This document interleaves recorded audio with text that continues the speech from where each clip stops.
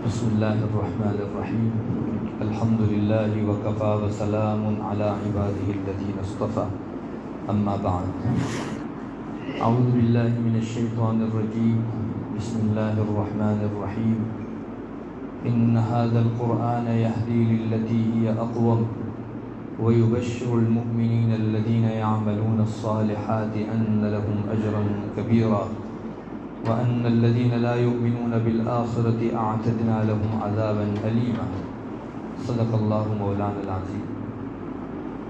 معزز و محترم میرے دینی بھائیوں، دوستوں، بزرگوں، انسان دنیا میں جو بھی نیکی کرتا ہے آخرت کے اندر ہر مرحلے پر وہ کام آتی ہے۔ آپ کو معلوم ہونا چاہیے آخرت میں الگ الگ مرحلے ہیں۔ انسان کی آنکھیں بند ہوتی ہے، یہ پہلا مرحلہ موت کا ہوتا ہے۔ پھر موت کے بعد انسان کو دفن کیا جاتا ہے،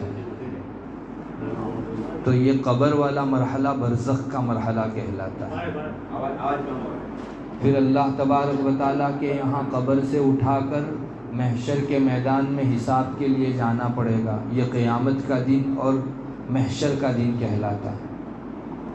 پھر ایک موقع ہوگا میزان ترازو والا، جس میں نیکیوں کے اعمال، نیکیوں کے پلڑے کے اندر نیکی والے اعمال رکھے جائیں گے اور برائیوں کے پلڑے میں برے اعمال رکھے جائیں گے، اور تولا جائے گا کس کے اعمال نیک بھاری ہو جاتے ہیں۔ ایک مرحلہ آئے گا پل صراط کا، بہت زیادہ بال سے زیادہ باریک اور تلوار سے زیادہ تیز یہ پل ہے، اس پر سے ہر ایک کو گزر کر جانا ہے۔ نیچے جہنم دہک رہی ہوگی، جہنم کے آنکڑے لوگوں کو کھینچ رہے ہوں گے۔ ایک مرحلہ حضرت نبی کریم صلی اللہ علیہ وسلم کے پاس حوض کوثر کے اوپر جام پینے کے لیے حاضری کا ہے۔ مختلف مرحلے ہوں گے آخرت کے اندر، جنت جہنم کا مرحلہ ہوگا۔ یوں تو ہر نیکی انسان کو آخرت کے اندر کام آتی ہے ہر مرحلے پر، اور ہر برائی اور ہر گناہ انسان کو کاٹتا ہے۔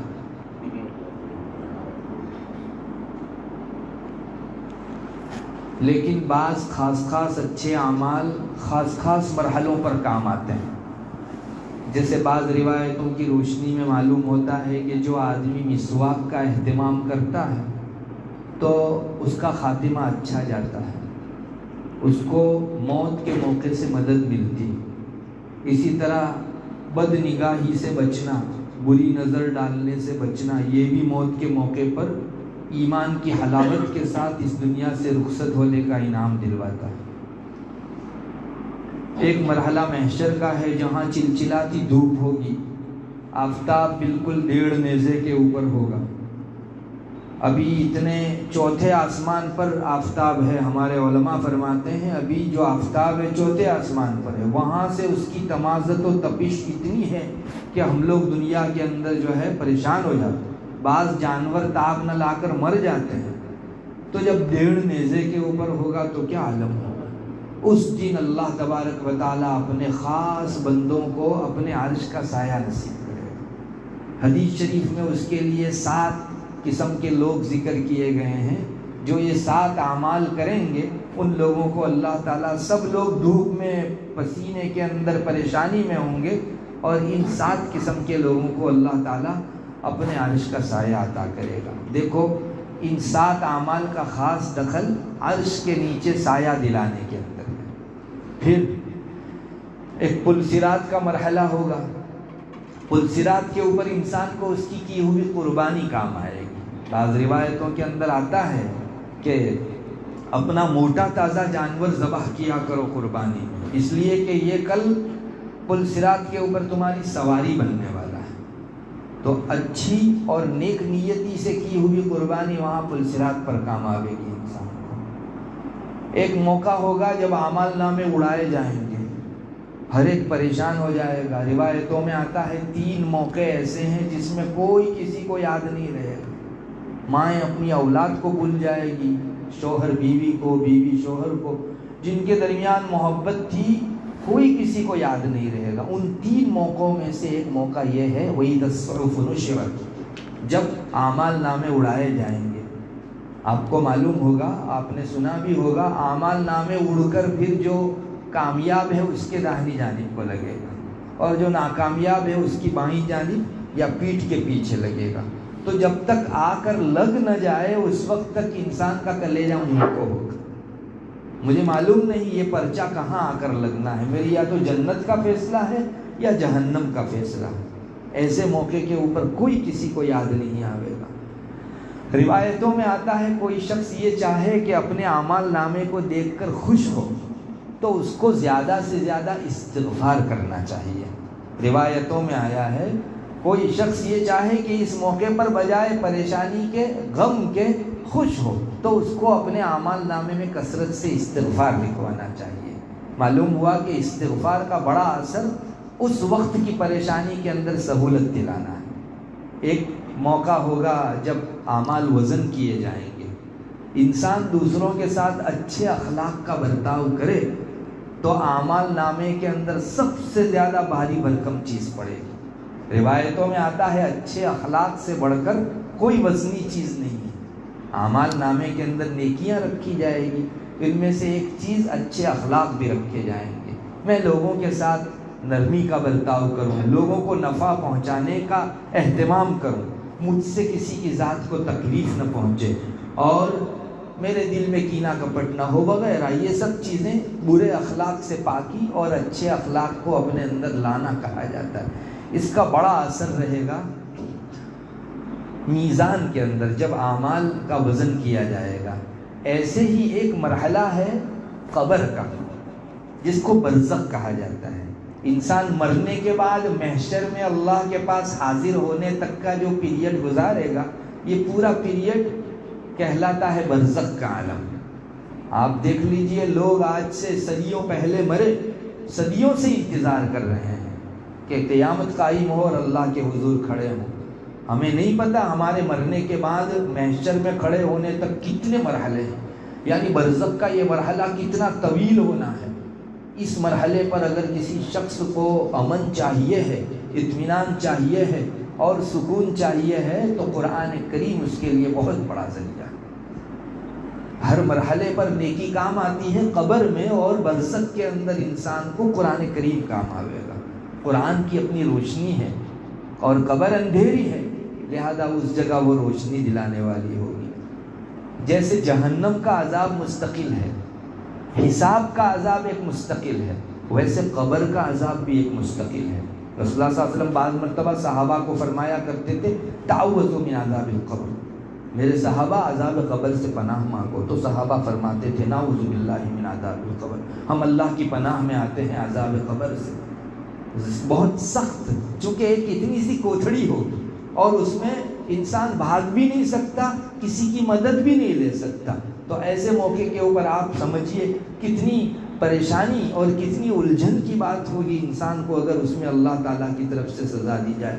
اور وہ قبر کے اندر دی جانے والی سزائیں اور عذاب بھی حدیث شریف میں بہت صاف آئے۔ انسان کا دل دنیا میں رہتے ہوئے دہل جاتا ہے، ہل جاتا ہے، اتنی سخت سزائیں۔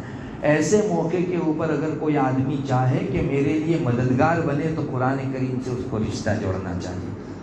خاص کر کے قرآن کریم کے اندر یہ جو سورہ تبارک الذی ہے اور سورہ الف لام میم سجدہ ہے، یہ رات کو پڑھنے کے موقع پر اگر سونے کے موقع سے اگر کوئی پڑھنے کا اہتمام کرے انشاءاللہ عذاب قبر سے یہ آدمی معمود رہے گا۔ مشکات شریف میں روایت موجود ہے، حضرت خالد ابن معدان رحمہ اللہ، یہ بڑے تابعی گزرے ہیں، خالد ابن معدان، وہ فرماتے ہیں پرانے زمانے میں ایک شخص تھا اور وہ آدمی بڑا گنہگار تھا، اس کی زندگی میں سوائے گناہ کے اور کچھ تھا ہی نہیں، ہمیشہ اللہ کی نافرمانی ہی میں جٹا رہتا تھا، رچا بسا رہتا تھا۔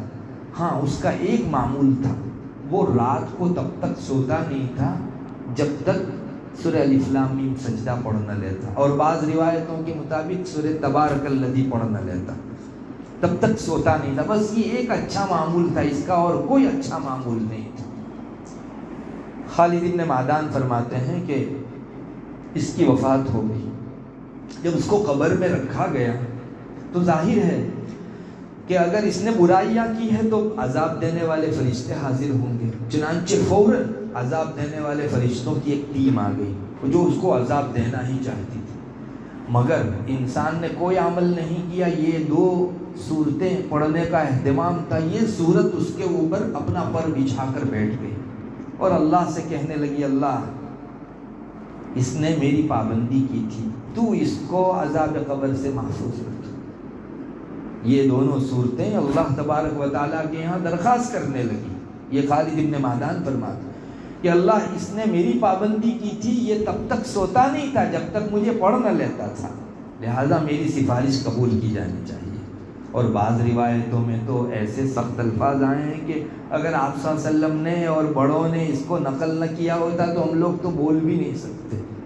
بعض روایتوں میں الفاظ آئے ہیں یہ دونوں صورتیں کہتی ہیں اللہ اگر میری سفارش اس کے حق میں قبول ہوتی ہے تو مجھے اپنے قرآن میں باقی رکھ, اور میری سفارش قبول نہیں ہوتی تو میرے اپنے قرآن سے مجھے باہر کر. اتنی زبردست سفارش یہ دونوں صورتیں کرے گی. روایت میں آتا ہے اللہ تبارک و تعالیٰ کی طرف سے اعلان ہوگا کیا میں نے اس بندے کے سارے گناہ معاف کر دیے اور ہر گناہ کے بدلے میں اس کو ایک نیکی دے دی اور ہر گناہ کے بدلے میں اس کو ایک درجہ دے دیا. روایت کا خلاصہ یہی ہے کہ انسان اتنا بڑا گنہگار اس کو اللہ تعالیٰ کے یہاں قبر کے عذاب سے یہ صورتیں بچانے والی ہیں. اور واقعہ یہی ہے جو ان چیزوں کا اہتمام کرتا ہے اللہ تبارک و تعالیٰ کے یہاں یہ صورتیں اپنا رنگ دکھلاتی ہیں. ہمیں بھی اپنا معمول بنا لینا چاہیے. رات کو سونے کے موقع سے ان 2 صورتوں کے پڑھنے میں کوئی بہت زیادہ وقت نہیں جاتا. چھوٹی چھوٹی صورتیں ہیں 3 صفحے 4 صفحے کی, لیکن بہت سستا سودا ہے. اتنا کر لینے کے بعد ہم اپنی قبر کے لیے ایک بہت سہولت والا ماحول قائم کرتے ہیں. سورہ تبارک الذی اس کی بڑی تاثیر ہے. سونے کے موقع سے انسان کو ضرور پڑھنا چاہیے. بعض روایتوں میں آتا ہے رسول اللہ صلی اللہ علیہ وسلم نے فرمایا قرآن کریم میں 30 آیتوں والی ایک صورت ہے. اس صورت نے بندے کی سفارش کی اور اللہ تعالیٰ نے اس صورت کی برکت سے اس کی مغفرت کر دی. اور وہ 30 آیتوں والی صورت ہے سورہ تبارک الذی. یہ باقاعدہ روایتوں کے اندر موجود ہے.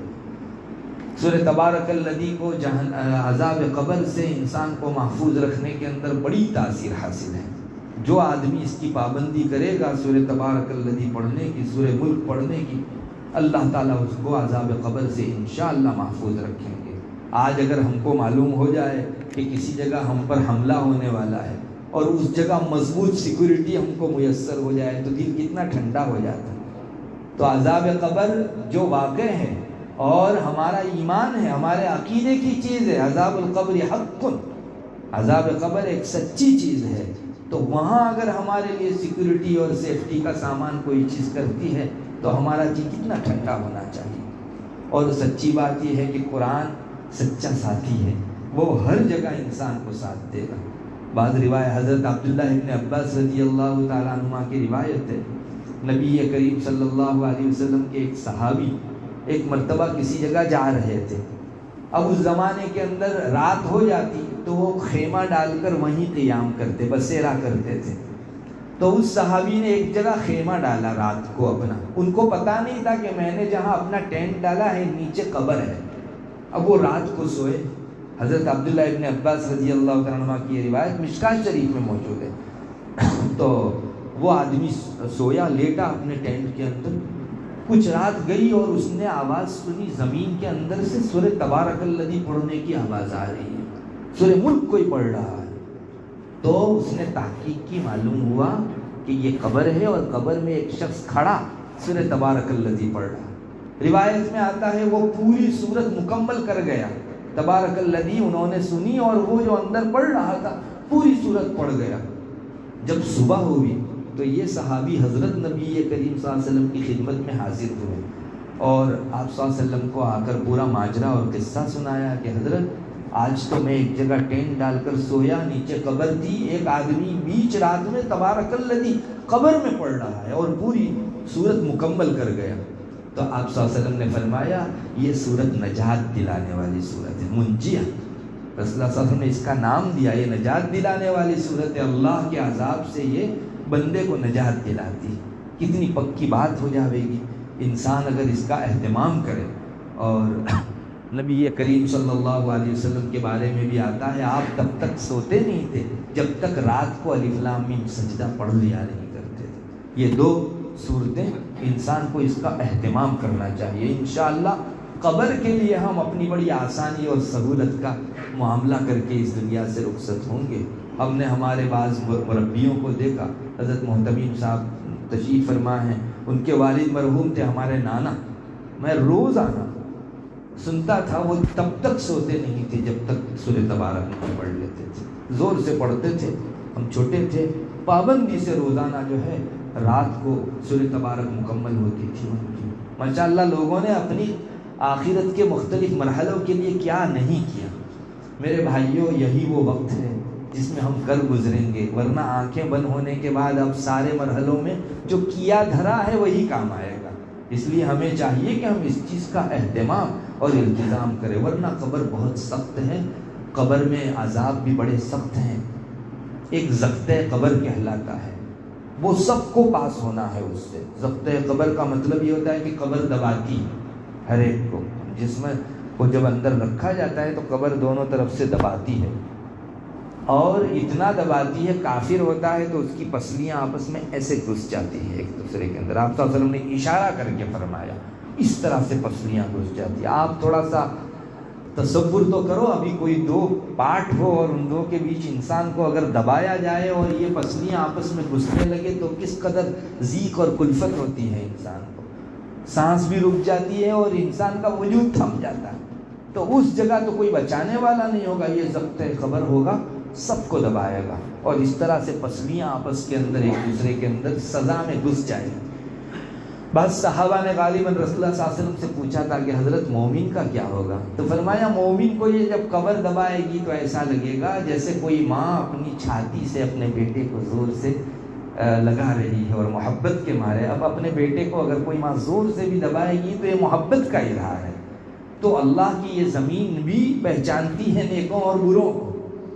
روایتوں میں آتا ہے جب زمین کے اوپر ڈالا جاتا ہے تو زمین بات کرتی ہے، جو بھی مردہ اندر جاتا ہے اس سے بات کرتی ہے۔ بہرحال میں تو آپ کو یہی کہنا چاہوں گا کہ ان دو صورتوں کا اہتمام ہم لوگوں کو ضرور رات کو کرنا چاہیے۔ پچھلے دنوں اگر ہم سے کچھ نہیں ہوا ہے، اگلے دنوں کی کوئی رات ایسی نہیں جانی چاہیے جس میں ہم ان دو صورتوں کا اہتمام نہ کریں۔ حضرت حاجی امداد اللہ مہاجر مکی علیہ الرحمہ بڑے بزرگ گزرے اور ہمارے بزرگوں کے شیخ ہیں، اور اکابر نے دیوبند کے وہ سرخیل ہیں۔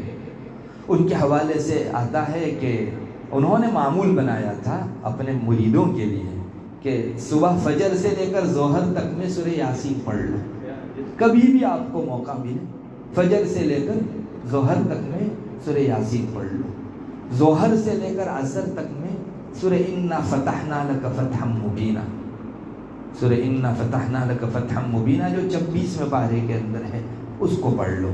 عصر سے لے کر مغرب تک سورہ نبا عما یتساءلون عن النبأ العظیم الذی هم فیہ مختلفون وہ پڑھ لو۔ مغرب کے بعد عشاء تک سورہ واقعہ پڑھ لو، اذا وقعت الواقعہ لیس لوقعتها کاذبہ، اور عشاء کے بعد یہ دو صورتوں کا اہتمام کرو، سورہ سجدہ اور سورہ تبارک الذی۔ انشاءاللہ انسان کے پاس روزانہ تلاوت کا ایک ذخیرہ موجود ہوگا، اور ہمارے بڑوں نے یہ جو ہمارا ٹائم ٹیبل بنایا ہے وہ اپنے پیچھے بہت حکمتیں رکھتا ہے، وہ اپنی زندگیوں میں اس کو کیا کرتے تھے اور برتا کرتے تھے، انہوں نے ہمارے بیچ بھی رکھا۔ اب آپ وقت کا اندازہ کر لیجئے، کوئی بہت زیادہ وقت نہیں لگتا، فجر سے لے کر ظہر تک میں اچھا ہوگا صبح ہی کو پڑھ لے انسان سورہ یاسین شریف، اور ظہر سے لے کر عصر تک میں سورہ انا فتحنا لک فتحا مبینا۔ میں حضرت شاہ ابرار الحق صاحب ہردوئی علیہ الرحمہ کی خدمت میں گیا تھا، تو وہاں حضرت کے خلیفہ تھے مولانا بشیر صاحب نور اللہ مرقدہ، بہت پائے کے بزرگ تھے۔ ایک مرتبہ ان کے پاس بیٹھا تھا، وہ فرماتے تھے کہ میں اپنے گھر سے ٹانگے میں بیٹھتا ہوں اور یہاں حاضر ہوتا ہوں کتب خانے میں، وہاں تک میں میری سورہ انا فتحنا پوری ہو جاتی۔ بہت سے لوگ نماز ہی میں پڑھنے کا معمول بناتے ہیں، ظہر کی نماز کے بعد جو ہم 4 رکعت 2 رکعت پڑھ کے سنت و نفل پڑھتے ہیں، اسی کے اندر 2 ٹکڑے کر کے آپ پڑھ لو تو وہیں آپ کی سورہ انا فتحنا پوری ہو جائے گی۔ پھر عصر کے بعد سے لے کر مغرب تک میں آپ سورہ عما یتساءلون پڑھ لو، اور مغرب سے لے کر عشاء تک میں سورہ واقعہ پڑھ لو، اور عشاء کے بعد یہ 2 صورتیں سورہ تبارک الذی اور الف لام میم تنزیل الکتاب لا ریب فیہ من رب العالمین، جس کو سورہ سجدہ کہا جاتا ہے۔ انشاءاللہ آپ چند ہی دنوں میں اس کے برکات کو دیکھو گے، اور یہ تو اس دنیا کے اندر ہے، آنکھیں بند ہونے کے بعد تو اللہ تعالیٰ کے یہاں مستقل نعمتیں ہیں۔ بہرحال قرآن کریم کو آخرت کے اندر مختلف موقعوں کے اوپر مدد کرنے میں بڑا دخل حاصل رہا ہے۔ انسان کو قرآن کریم جنت دلانے والا ہوگا، چنانچہ جو آدمی قرآن کریم سے وابستہ ہو کر قاری بنے گا، اس کے لیے روایتوں میں آتا ہے، اس کو کہا جائے گا پڑھتا جا اور چڑھتا جا۔ انسان ایک آیت پڑھے گا، ایک درجہ چڑھے گا، دوسری آیت پڑھے گا، دوسرا درجہ چڑھے گا، تیسری آیت پڑھے گا، تیسرا درجہ چڑھے گا، یہاں تک کہ انسان کی آخری منزل اس کی آخری آیت ہوگی، جس کو وہ پڑھ کر اس درجے کے اوپر پہنچ جائے گا۔ اس روایت سے معلوم ہوتا ہے کہ قرآن سے جنہوں نے خوب نسبت رکھی، یہاں تک کہ قرآن بہترین پڑھنے لگا اور پڑھانے لگا، قاری کہا جانے لگا، اور خلوص کے ساتھ پڑھایا اس نے، اللہ تعالیٰ کے یہاں یہ جنت دلانے والی ہے۔ بعض روایتوں میں آتا ہے کہ نبی کریم صلی اللہ علیہ وسلم کا ایک ارشاد حضرت سعید بن المسیب جو بڑے تابعی ہیں وہ نقل کرتے ہیں، فرماتے ہیں کہ آپ نے فرمایا جو آدمی 10 مرتبہ قل هو اللہ احد پڑھے گا، مشکات شریف میں روایت موجود ہے، جو آدمی 10 مرتبہ قل هو اللہ احد پڑھے گا اللہ تعالیٰ جنت میں ایک محل بنائیں گے اس کے، اور جو آدمی 20 مرتبہ قل هو اللہ احد پڑھے گا جنت میں اس کے لیے 2 محل تیار، اور جو آدمی 30 مرتبہ پڑھے گا اس کے لیے 3 جو ہے تیار ہوں گے۔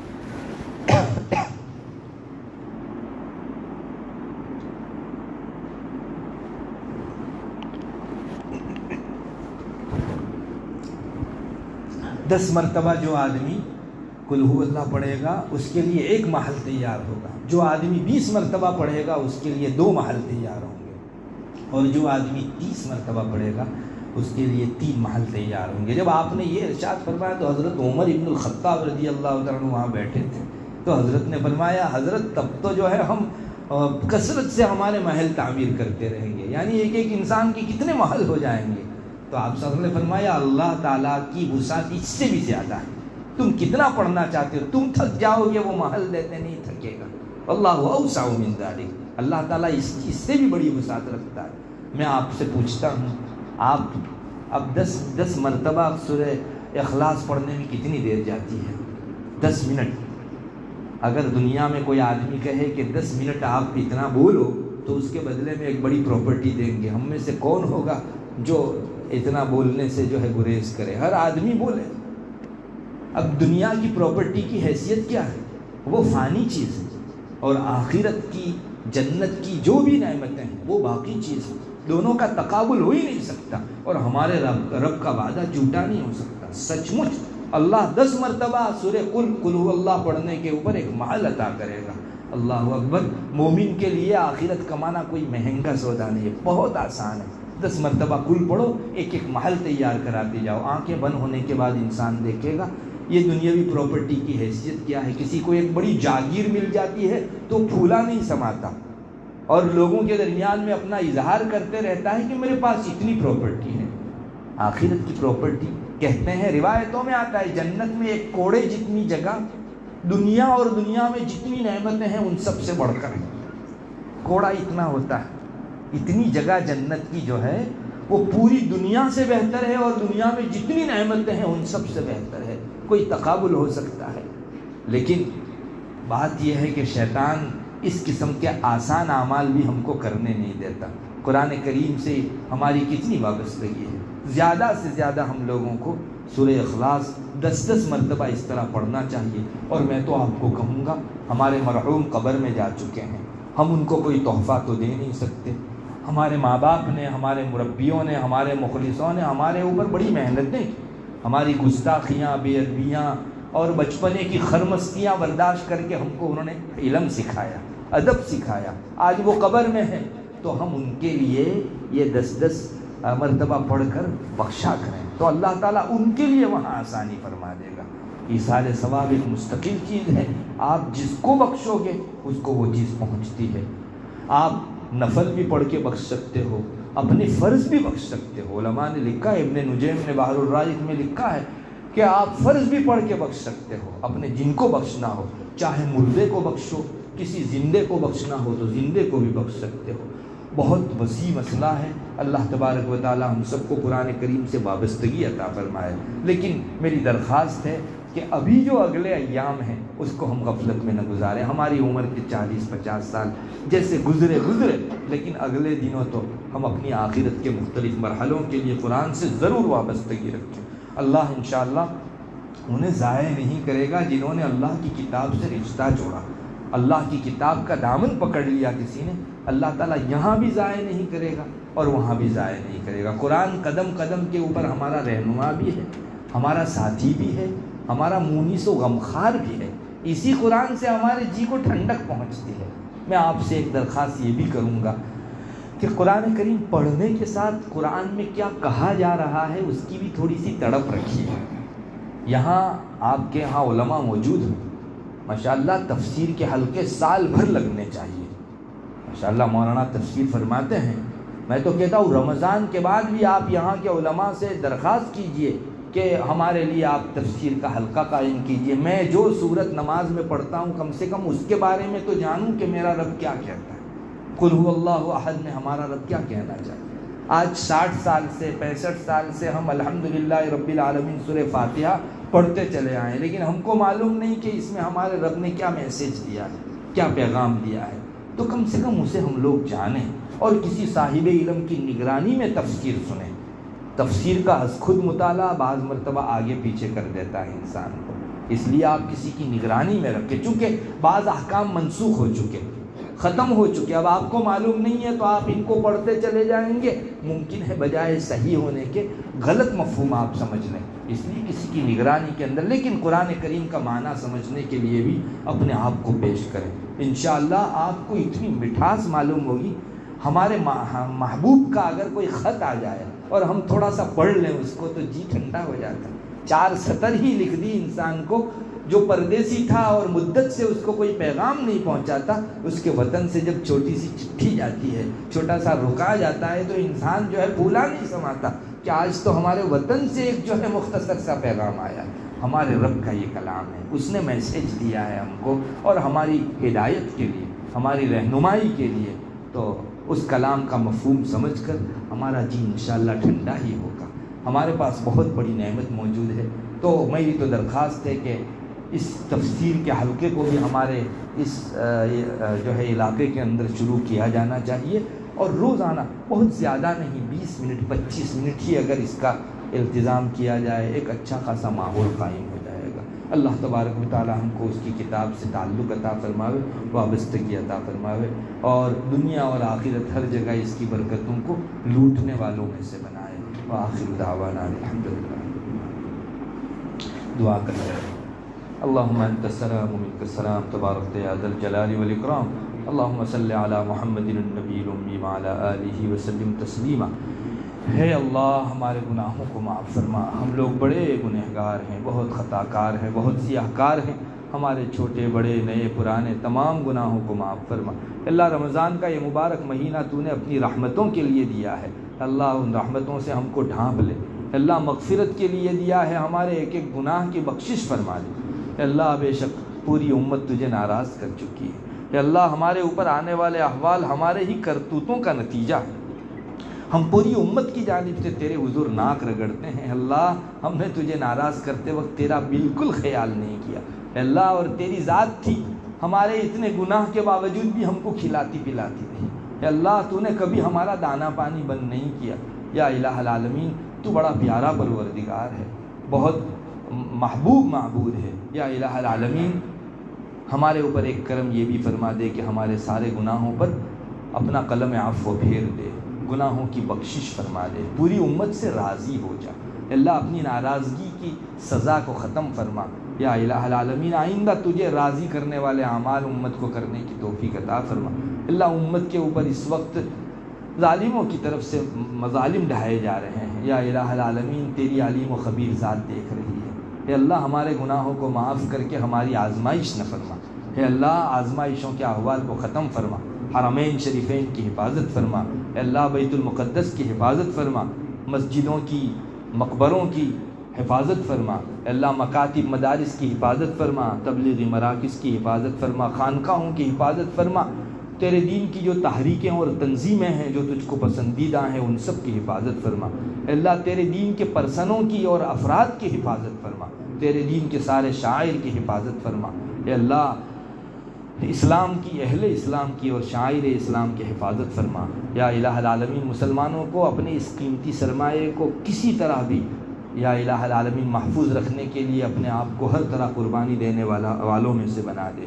یا الہ العالمین اس دارالسلام کی بستی کو اپنی خصوصی رحمتوں سے نواز، یہاں اپنی تجلیات اور انوارات اتار، یہاں کے لوگوں کو دینداری مقدم رکھنے کا جذبہ عطا فرما۔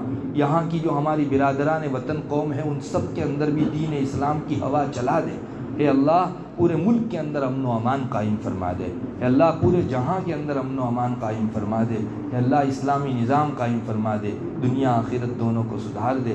اے اللہ یہاں جتنے بھی حضرات بیٹھے ہیں اللہ سب کے دلوں کی جائز تمنائیں اور نیک مرادیں پوری فرما، ہمارے بیماروں کو شفا نصیب فرما، مقروضوں کے قرض کی ادائیگی کی غیب سے شکلیں پیدا فرما۔ مسلمان دنیا کی کسی کونے میں جس پریشانی میں مبتلا ہو اس کی اس پریشانی کو دور فرما۔ کہ اللہ ہماری آزمائش نہ فرما، ہماری دنیا کو سدھار دے، ہماری آخرت کو سدھار دے۔ ہے اللہ جب تک زندہ رکھے ایمان اور اسلام کی سلامتی کے ساتھ زندہ رکھ، جب اپنے پاس بلائے ایمان و اسلام کے ساتھ بلا، ایسی حالت میں ہماری موت آئے ہماری زبان پر تیرا کلمہ مبارک جاری ہوں، تیرے اور تیرے بندوں میں سے اور تیری مخلوق میں سے کسی کا کوئی حق ہمارے سر کے اوپر واجب الادا باقی نہ رہ گیا ہو، ہماری روح اچھل کر آپ سے ملاقات کو چاہ رہی ہو، ہمارے قلوب آپ کے وصال کے لیے تڑپ رہے ہوں۔ کہ اللہ آپ ہماری ملاقات کو پسند فرما رہے ہوں، کہ اللہ ہم آپ کی ملاقات کے مشتاق ہوں، اپنی خوشنودی رضوان و رضا آپ عطا فرما چکے ہوں۔ اللہ اچھا خاتمہ، حسن خاتمہ عطا فرما، برے خاتمے سے، سوء خاتمے سے ہماری حفاظت فرما۔ اللہ قبر کے عذاب سے، زقتِ قبر سے، فتنہ قبر سے ہماری حفاظت فرما۔ ہماری قبر کو جنت کے باغیچوں میں کا ایک باغ بنا، جہنم کی گھڑوں میں کا ایک گھڑا بننے سے حفاظت فرما۔ اے اللہ ہماری نگاہ جہاں تک پہنچے وہاں تک ہماری قبر کو وسیع فرما، ہماری قبر میں جنت کی کھڑکی کھلوا دے، جنت کا بچھونا بچھوا دے، جہنم کی کھڑکی کھلوائے جانے سے اور جہنم کا بچھونا بچھوائے جانے سے ہماری حفاظت فرما۔ اے اللہ ہماری قبر کو انگاروں اور سانپ بچھوؤں سے بھر دیے جانے سے حفاظت فرما دے۔ اے اللہ ہماری قبر کی وحشت کو اپنے انس سے بدل دے، قبر کی تنہائی کو قرآن کریم کی تلاوت سے بدل دے۔ اللہ قبر کی اندھیری کو اپنے فضل خاص کی روشنی سے بدل دے، اور قبر کی تنگی کو اپنے عنایات کی کشادگی سے بدل دے۔ اللہ چغلی کرنے، غیبت کرنے اور پیشاب کے چھینٹوں سے نہ بچنے جن کی بنیاد پر عذاب قبر ہوتا ہے ان سے ہماری خصوصی حفاظت فرما، تمام گناہوں سے ہماری حفاظت فرما۔ اللہ منکر نکیر کے سوال جواب کے موقع سے ثابت قدم رکھ۔ اے اللہ برزخ کا ایک ایک مرحلہ آسان فرما، محشر کی ہولناکیوں سے حفاظت فرما۔ اے اللہ اس دن عرش عظیم کا سایہ عطا فرما، ہر طرح کی ذلتی، رسوائی، پریشانی، الجھنوں سے ہماری پوری حفاظت فرما۔ اے اللہ منابر نور کے اوپر فائز فرما۔ اے اللہ نبی کریم صلی اللہ علیہ وسلم کے جھنڈے تلے ہمارا حشر فرما، اپنے نیک بندوں کے ساتھ ہمیں محشور فرما۔ فرعون، قارون، حامان، شداد اور ابی ابن خلف، ابو جہل، ابو لہب اور تیرے دین کے دشمنوں کے جھنڈے تلے محشور ہونے سے ہماری پوری حفاظت فرما۔ اللہ اس دن پسینے کی شرابوری کے عذاب سے حفاظت فرما، حساب کے انتظار سے حفاظت فرما، ہر کعبت منظر سوء منقلب سے حفاظت فرما۔ اے اللہ اس دن کے ہمارے حق میں ادھا و امر ہونے سے حفاظت فرما۔ یا الہ العالمین میزان میں نیکیوں کے پلڑے کو جھکا دے، برائیوں کے پلڑے کو ہلکا فرما دے۔ اے اللہ دائیں ہاتھ میں نامہ اعمال نصیب فرما، بائیں ہاتھ میں یا پیٹھ کے پیچھے لیے جانے سے حفاظت فرما۔ اے اللہ ہمارا آسان حساب لے لے، بے حساب جنت میں جانے والوں کے اندر تو ہم کو شامل فرما۔ اللہ حضرت نبی کریم صلی اللہ علیہ وسلم کو ہماری طرف سے ان میں کا بہترین بدلہ عطا فرما جو ایک رسول کو اس کی امت کی طرف سے اور ایک نبی کو اس کی قوم کی طرف سے عطا فرماتا ہے۔ آپ صلی اللہ علیہ وسلم کے دست بابرکت سے حوض کوثر کا جام نصیب فرما۔ آپ صلی اللہ علیہ وسلم کو ہمارے حق میں سفارش کی اجازت مرحمت فرما۔ ہے اللہ پل صراط پر آسانی سے گزار دے، نیچے کٹ کٹ کے گر جانے سے، جہنم کا ایندھن بننے سے اور جہنم کے آنکڑے ہمیں کھینچ لے، اس سے ہماری پوری حفاظت فرما۔ اے اللہ بجلی کی طرح کامیابی کے ساتھ گزار دے، اپنا دیدار، اپنی خوشنودی، اپنی رضوان و رضا نصیب فرما۔ اے اللہ اپنی نسبت، اپنا تعلق نصیب فرما، اپنی وابستگی، اپنا خشوع خضوع، اپنا ایمان و یقین و اسلام و یقین نصیب فرما۔ اے اللہ اپنا تقرب، اپنی نزدیکی نصیب فرما، مقامات نسبت اور مقامات ولایت عطا فرما۔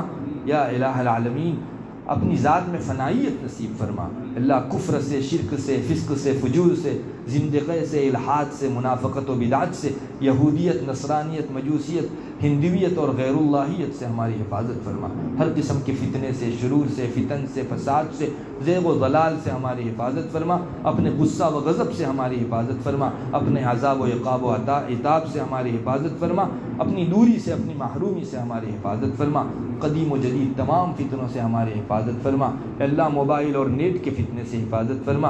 اے اللہ مغربیت کے فتنے سے حفاظت فرما، مادیت کے فتنے سے حفاظت فرما، دنیاوی تعلیم کے فتنے سے حفاظت فرما، ربا اور سود اور انٹرسٹ کے فتنے سے حفاظت فرما۔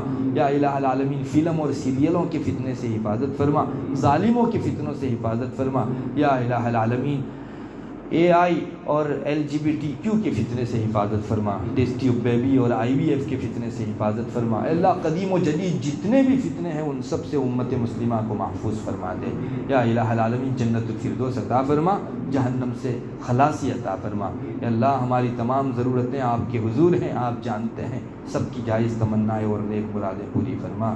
اللہم انا نسألک من خیر ما سألک منہ نبیک محمد صلی اللہ علیہ وسلم ونعوذ بک من شر ما استعاذ منہ نبیک محمد صلی اللہ علیہ وسلم۔ انت المستعان وعلیک البلاغ ولا حول ولا قوة الا باللہ۔